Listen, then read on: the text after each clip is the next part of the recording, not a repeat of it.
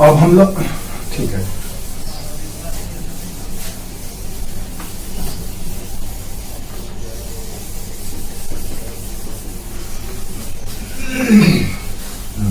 ठीक ठीक है। आर्मेनियन अधिकारी था, आर्मेनिया। अब आज हम लोग जो बात करने वाले हैं वो ये है कि जिस तरह से पलासी का युद्ध हुआ था, तो क्यों हुआ था आपको कारण पता है, उसका परिणाम क्या निकला ये भी आपको पता है। अब आज हमारा चैप्टर है कि ये जो बक्सर का युद्ध हुआ, जो बिहार में बक्सर, तो ये जो बक्सर का युद्ध हुआ, बक्सर में जो एक और अंग्रेज और एक और नवाब और अंग्रेज, ये आपस में क्यों लड़े, सवाल ये है। तो आज का हमारा टॉपिक है व्हाट इज द रीजन या what is the factor behind war of Buxar या बैटल ऑफ बक्सर। बक्सर के युद्ध के पीछे कारण क्या था। तो आपने ये देखा कि कारण दो तरह का था। एक कारण तो ये था कि नवाब के इर्द गिर्द के ही लोग, उसके आसपास के ही लोग नहीं चाहते थे कि नवाब रहे, जैसे जमींदार हुए, जमींदार वगैरह जो थे वो नहीं चाहते थे कि नवाब की सत्ता बना रहे। तो ये समस्या को तो उसने अपने निपट लिया था।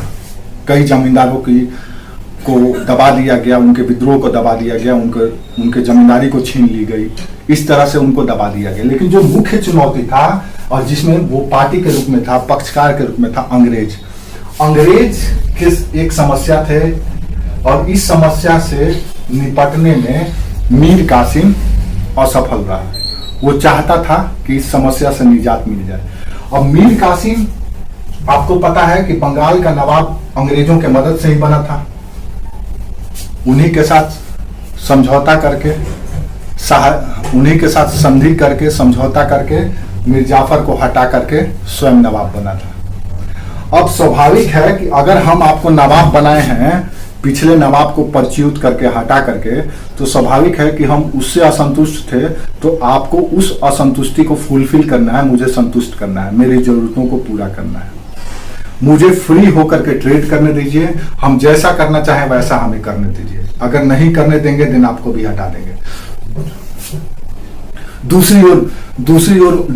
दूसरी ओर मीर कासिम स्वाभिमानी नवाब है। बोलता है बेटा, ये बीजेपी की तरह है कि पीडीपी के साथ अगर हम कश्मीर में सरकार बनाए हैं मुफ्ती मोहम्मद सईद की बेटी के साथ, तो हम इसीलिए बनाए हैं ताकि हम अपना कश्मीर वापस ले सके। लोग कहते हैं, अक्सर कहते हैं कि बीजेपी तो पीडीपी के साथ भी सरकार बनाई है, मिल गई है। जो देश के विरोधी पार्टी है, जो देश के खिलाफ बोलता है कि कोई झंडा उठाने वाला नहीं जाएगा। तो मीर कासिम भी कुछ इसी तरह से था। वो अंग्रेजों के साथ इसलिए मिला था ताकि वो नवाब बन सके, और नवाब बन गया तब उसको भाई पूरा राज्य की संप्रभुता चाहिए। जैसे बीजेपी भले ही सरकार में आपको जोड़ ली है, लेकिन उसका मोटिव यही था कि अंदर में क्या कमियां हैं, कौन से लूप होल्स है, कौन से गैप हैं, ये सबको हम जान लें। हाँ, ये सबको हम, जैसे बिहारी होता है ना, बिहारी क्या करता है, ट्रेन में चढ़ता है, कितना भी भीड़ है, पहले खड़ा होने का जगह लेता है, उसके बाद बैठने का, और उसके बाद पैर पसारने का, उसके बाद जिनका सीट है उन्हीं को कहेगा भैया जाके उधर बैठिए ना, हमको सोने दीजिए, काहे दिक्कत दे रहे हैं। तो सेम चीज जो भी स्वाभिमानी महत्वाकांक्षी आदमी होगा, वो अवसर के साथ, हाँ, वो अवसर के साथ कंप्रोमाइज इसीलिए करता है ताकि उस अपना जो भविष्य का लक्ष्य है, भविष्य का जो उद्देश्य है वो पूरा कर सके। तो यहाँ पे मीर कासिम बेचारा कोalition बना करके, गठबंधन बना करके, कॉन्स्पिरेसी करके, षड्यंत्र करके नवाबी सत्ता तो पा लेता है। अब इन दोनों के इंटरेस्ट आपस में कॉन्फ्लिक्ट, दोनों के इंटरेस्ट आपस में टकराने भी लगते हैं। अंग्रेज को चाहिए कि भाई हम दस्तक का जो अधिकार है, दस्तक राइट, फ्री ट्रेड करने का राइट, जो हमको कौन दिया था, फारूक सियर ने जो अधिकार दिया है, ये हाँ, ये अधिकार हम सिर्फ इसको उपयोग नहीं करें बल्कि दुरुपयोग भी करें, ये पूरा फ्रीडम चाहते थे। इससे दूसरी ओर नवाब का नुकसान होता था। नवाब कहता था नहीं भैया, आपको जितना राइट दिया गया है उतना ही उपयोग कीजिए। अगर कहा गया है कि आप इस कुएं से एक बाल्टी ही पानी निकालने का अधिकार है, इसके एक बाल्टी, जैसे अरविंद केजरीवाल कैसे करता है, 300 यूनिट बिजली फ्री है, अब 300 से ज्यादा अगर आप यूज करेंगे दिन आपको बिल देना होगा।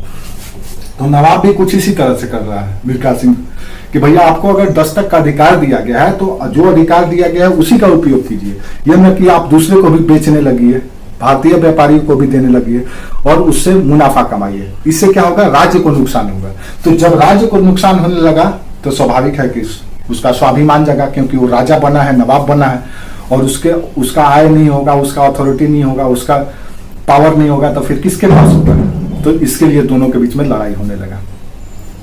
ठीक है, राजा के आदेशों को नहीं माना गया, नवाब कुछ कहे, ये लोग कुछ करे ही नहीं। ऐसी स्थिति में दोनों के बीच में अविश्वास हो गया, और अंग्रेज तो जान ही रहे थे कि इसको तो हम ही बनाए हैं, मीर कासिम को तो हम ही नवाब बनाए हैं, तो हम इनको क्यों बर्दाश्त करें। ऐसी स्थिति में दोनों के बीच में अविश्वास और प्रतिस्पर्धा बढ़ गया। वो कुछ और करे, ये कुछ और चाहे, और इसके वजह से दोनों आमने सामने हो गए। स्थिति भयावह वो तब हो गया जब पटना में नगर का अधिकारी एलिस ने, जो कि उस समय बंगाल सूबा का ही पटना एक शहर था, तो एलिस ने, पटना का प्रमुख एलिस ने,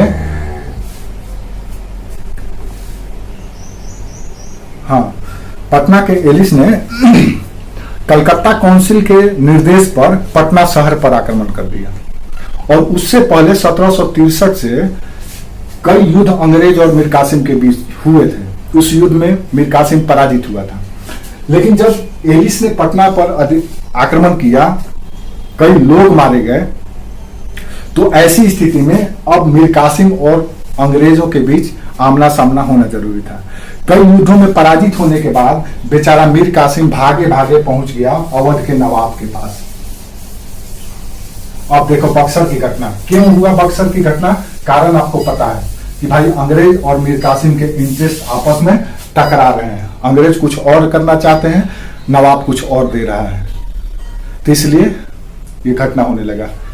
तो कई युद्ध लड़े गए। सबसे जो प्रमुख कारण था वो दस्तक का दुरुपयोग था। वो नहीं चाहता था कि दस्तक का अंग्रेज दुरुपयोग करे। दूसरी ओर नवाब जिस तरह से अपने आप को सुदृढ़ कर रहा था, अपने राजनीतिक प्रशासनिक व्यवस्था को, अपनी सैन्य क्षमता को, अपने आय को, उससे अंग्रेजों का भी कान खड़ा हो रहा था कि अरे साला ये मजबूत हो जाएगा तब तो कल को हमारा बात ही नहीं मानेगा। तो दोनों के दोनों एक दूसरे को संदेह के निगाह से देख रहे थे, और इसलिए दोनों के बीच में आपस में लड़ाई होना जरूरी था। और इस दौरान 1763 से लेकर के 1764 के बीच कई लड़ाई हुई अंग्रेजों, करीब 4-5 युद्ध हुआ, जिसमें मीर कासिम पराजित हुआ, भागता फिरता रहा। 1763 में ही बंगाल में पुनः मीर जाफर को बैठा दिया गया। ये बेचारा मीर कासिम भागे भागे फिर रहा था, कभी बिहार, कभी मुंह। 1763 में, 1763 से 1765 तक मीर जाफर रहा, 2 साल और। 1765 तक पुनः मीर जाफर गद्दी में रहा। तो 1763 से नवाबी छोड़ करके बेचारा भागे भागे फिरता था मीर कासिम। कहीं कुछ अपनी सैनिक टुकड़ी लेकर के कहीं अंग्रेजों से भिड़ जाता था, हार जाता था, फिर भाग जाता था, भागे भागे फिरता था। भागे भागे पहुंचा बेचारा यूपी के अवध में, अयोध्या में। अवध, यहाँ पे नवाब का राज्य है। ये वो नवाब है जो मुगलों का दीवान भी था। तो यहां पर जो नवाब है उसका नाम है शुजा-उद-दौला, और जो मुगल नवाब है उसका नाम है शाह आलम द्वितीय। अब ये 3 लोग हैं, एक है यहाँ पे मीर कासिम, दूसरा है अवध का नवाब शुजा-उद-दौला, और तीसरा है मुगल सम्राट शाह आलम सेकंड या द्वितीय। अब इन तीनों को पता है, ये बात से बखूबी वाकिफ हैं, ये दोनों भी वाकिफ हैं कि बंगाल की क्या हालत हो गई है। बंगाल जो कभी दिल्ली का या मुगलों का एक सूबा हुआ करता था, एक प्रांत हुआ करता था, जिसके सूबेदार है, जिसके नवाब मुगल सम्राट द्वारा नियुक्त किए जाते थे। मुर्शिद कुली खान ने अपने आप को सेपरेट करके एक स्वतंत्र राज्य बना लिया था। अब उस अमीर राज्य, धनी राज्य की स्थिति ऐसी हो गई है कि अंग्रेज जब चाहते हैं तब नवाब को हटा देते हैं और हटा करके सत्ता का भोग करने लगते हैं, जैसे आज भी होता है। आज भी होता है। लेकिन अभी वर्तमान की सरकार का स्ट्रेटेजी शक्ति का प्रयोग करने के कारण थोड़ा सा बदल गया है। तो बेचारा मीर कासिम भागे भागे सुजा-उद-दौला के पास आया और ये शाह आलम द्वितीय भी बेचारा यहीं पर था, अवध में ही था। अवध राज्य के साथ मुगलों का इस समय तक एक अलग तरह का संबंध बन गया था। और दूसरी ओर क्या है, ये आपस में इसलिए मिल रहे हैं क्योंकि इधर मराठे भी हैं, मराठों से भी इनको बच करके रखना। अब इनके सामने 2-3 चुनौती है, एक तो मराठे हैं, दूसरा इधर हैदर अली है और तीसरा अंग्रेज है। अब ये 3 शक्तियां हैं उस समय, और 3 शक्तियां इधर हैं, अंग्रेज है, हैदर अली है, मराठे हैं, और 3 शक्ति इधर है, मुगल बादशाह है, नवाब है अवध का, और तीसरा ये। और सब के सब आपस में लड़ते रहते हैं और इसी लड़ाई में अंग्रेजों को फायदा उठाना है। अंग्रेजों को पता है कि जैसे जैसे हम इन शक्तियों को तोड़ते जाएंगे, खत्म करते जाएंगे, भारत पर हमारा कंट्रोल बढ़ता चला जाएगा। फाइनली जिस दिन वो इनको हरा देंगे, जिस दिन वो इनको हरा देंगे, पूरा भारत इनके कब्जे में आ जाएगा।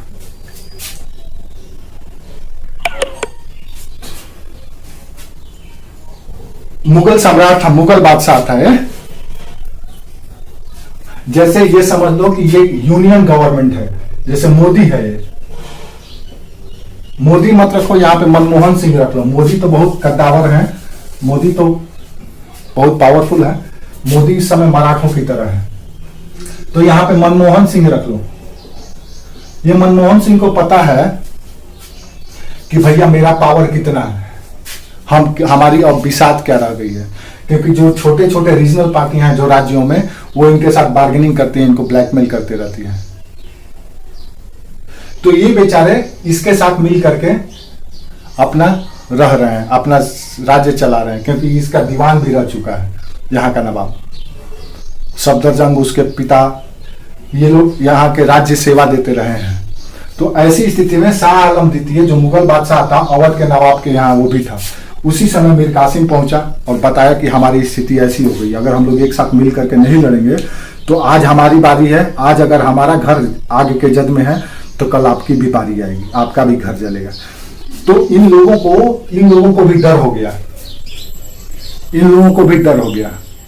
हैदर अली को भी ऑफर किया गया कि आप भी आ जाओ, आप भी मुस्लिम कम्युनिटी से हो, आप भी उम्मा का कॉन्सेप्ट में आ जाओ, हम लोग मिल करके अंग्रेजों को भगाते हैं। भारतीयों को तो हम लोग निपट ही लेंगे, हिंदू राज्यों को तो निपट ही लेंगे।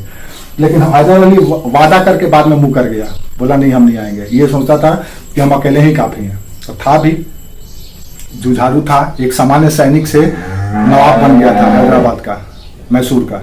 तो स्वाभाविक है कि इसकी एक अपनी एक अलग महत्वाकांक्षा थी। मराठे तो अपने आप को बादशाह सलामत ही समझते थे, ये तो औरंगजेब को कुछ नहीं समझते थे, तो फिर अंग्रेज और इन छोटे छोटे राज्यों को क्या समझेंगे। वो तो बंगाल से जाकर के चौथ वसूलते थे, मुगल बादशाह को जब चाहते थे तब वैसे नचा दिया करते थे। और मुगल बादशाह को भी पता होता था, ये उत्तर के जितने इस्लामिक स्टेट हैं उनको भी ये बात पता है कि आखिर में हम लोगों को अगर कोई संरक्षक होगा, कोई बचा सकता है तो मराठे ही बचा सकते हैं। हाँ, तो अंग्रेजों को भी इस बात का डर था कि हम मुगलों पर, हाँ अंग्रेजों को भी इस बात का डर था कि हम उतना ही मुगलों को और अयोध्या अवध के नवाब को टॉर्चर करें, उतना ही हिट करें जितना वो बर्दाश्त कर रहे। अगर वो भाग करके अगर मराठे के साथ मिल गए तो फिर हमारा भारत में रहना मुश्किल हो जाएगा। इसीलिए उन्होंने कभी भी डायरेक्ट मराठों के साथ पंगा नहीं लिया जब तक से पानीपत का तृतीय युद्ध नहीं हुआ। पानीपत के तृतीय के युद्ध के बाद जब मराठा राज्य छोटे छोटे राज्यों में विभक्त हो गया, कमजोर नहीं हो गया, तब तक ये कुछ नहीं किए। उनको पता था कि अगर हम ज्यादा टॉर्चर करेंगे मुगलों को और अवध के नवाब को, तो ये भाग करके फिर इसके गोद में बैठ जाएंगे, और जब इसके गोद में बैठ जाएंगे तो फिर कोई माई का लाल नहीं है कि हमको फिर भारत में आगे बढ़ा देगा, हाँ बढ़ने देगा। तो ये तीनों के तीनों मिल करके एक कोalition बनाए, एक गठबंधन बनाए, और बना करके ये फैसला लिया कि अब हमको अंग्रेजों को हराना है, पराजित करना है। ये तीनों मिल करके बक्सर पहुंच गए, और 22 अक्टूबर को अंग्रेजी सेना जिसका नेतृत्व हेक्टर मुनरो कर रहा था, और यहाँ पर सुजा-उद-दौला इन तीनों का नेतृत्व कर रहा था, इन तीनों का आमना सामना हुआ।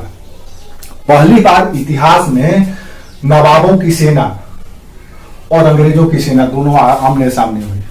इससे पहले भी 82 के युद्ध में भी नवाब की सेना और अंग्रेज की सेना आमने सामने हुई थी, लेकिन वहां पे लड़ाई नहीं हुआ था, बल्कि सौदा हुआ था, षड्यंत्र हुआ था। सौदा और षड्यंत्र की वजह से अंग्रेज जीते थे, लेकिन पहली बार युद्ध करके उनको विजय फतह हासिल करना था, वो भी भारत की, उत्तर भारत के 3 शक्तिशाली राज्यों से। उत्तर भारत के ये 3 शक्तिशाली राज्य थे। मराठा, मुगल जो कि उस समय राष्ट्रीय सरकार थी, नेशनल गवर्नमेंट थी, पूरे अखिल भारत को रिप्रेजेंट करती थी, मुगल राजवंश। दूसरी ओर अयोध्या जो एक छोटा सा एक राज्य का को रिप्रेजेंट करता था, और तीसरा बंगाल जो भारत की उस समय की सबसे समृद्ध राज्य थी। इन तीनों राज्यों के नवाब और बादशाह मिल करके अंग्रेजों को के साथ लड़ने वाले थे, लेकिन परिणाम क्या हुआ? परिणाम हुआ इनकी पराजय। और 22 अक्टूबर 1764 को बक्सर के युद्ध में अंग्रेजी हेक्टर मुनरो के हाथों शुजा-उद-दौला की सेना पराजित हो जाती है। ये पराजय निश्चित कर देता है कि अब आने वाले 200 सालों तक भारत में किसका हुकूमत होगा। हालांकि ये पूरी तरह से स्पष्ट नहीं होता है, थोड़ा थोड़ा अंधकार रहता है। ये स्पष्टीकरण फैसला होता है 1761 के पानीपत के तृतीय वॉर से, जब मराठे हार जाते हैं अहमद शाह अब्दाली से। यहाँ पे आभास हो जाता है कि अब अंग्रेज ही उत्तर भारत में राज करेंगे, लेकिन पूरे भारत में राज करेंगे ये निर्णय होता है पानीपत के तृतीय युद्ध से। अगर पानीपत का तृतीय युद्ध में मराठे नहीं हारे होते तो इस पराजय से कोई लंबा प्रभाव नहीं पड़ता। मराठे कल को पहुंच जाते अंग्रेज के दरबार में भी सेना उना लेकर के, इनको भी पटक के मारते, इनका भी सब छीन लेते। इतने ताकतवर थे, मराठों से सब कांपते थे, इतने ताकतवर। लेकिन 1761 में कुछ अपनी गलतियां, जैसे होता है ना कि लम्हों ने खता की और सदियों को सजा मिला, तो ये मराठों का चंद लम्हों के लिए अगर राजपूताना मदद कर दिया होता पलासी के तृतीय युद्ध में, तो न तो अंग्रेज रहते और न तो इस्लाम यहाँ पर पैर जमा पाता। लेकिन वही आपको बोले ना, राजपूत हमेशा अहम में रहे, शोक बने रहे, शौक, क्या कहते हैं, शोक, ये अपने आप में ही मगरूर रहे, लूटे जाए पीटे जाए। अब देखो, अब कल्पना करो, जब अकबर राजपूताना पर आक्रमण कर रहा था, अगर राजपूताना के सारे राजे एक हो जाते, अगर राजपूताना का सारे राजा एक हो जाते, अकबर के खिलाफ खड़े हो जाते, तो अकबर का बिसात नहीं था कि वो दिल्ली से बाहर भी निकल पाता। लेकिन कोई अपनी बेटी पहुंचा दे रहा है अकबर के दरबार में, कोई अपने आप को मनसबदार। अधिकतर राजपूत लड़कियां मुसलमानों से ब्याही गई मुगलों के समय में। क्यों? इसीलिए ताकि राज्य उनकी सुरक्षित रह सके। वही राजपूत, क्यों हम कभी कभी लोग कहते हैं आप राजपूतों का ऐसा, हम इसलिए बोलते हैं कि वही राजपूत जो कन्या हत्या करता था, जो वही राजपूत जो किसी का जीजा बनना नहीं पसंद करता था, वो राजपूत मुसलमानों के यहाँ अपनी लड़कियां पहुंचा दिया। अगर वो यूनाइट होकर के रहता, मिल करके रहता, अपने जो पॉलिटिकल इंटरेस्ट है उसको दरकिनार करके समाज हित, समुदाय हित और धर्म हित को आगे रखता। धर्म वही ना कर रहा है। समाज में यूनिटी कब होगा? जब कोई ऐसा मुद्दा हो जो कॉमन हो। समाज आज यूनाइट क्यों होता? पॉलिटिकल पार्टी यूनाइट क्यों करती है? वो ऐसा मुद्दा उठाती है जो अधिकतर लोगों को उससे छूता हो, टच करता हो। एक सफल नेता वही होता है ना जो ऐसा मुद्दा उठाता है जो जन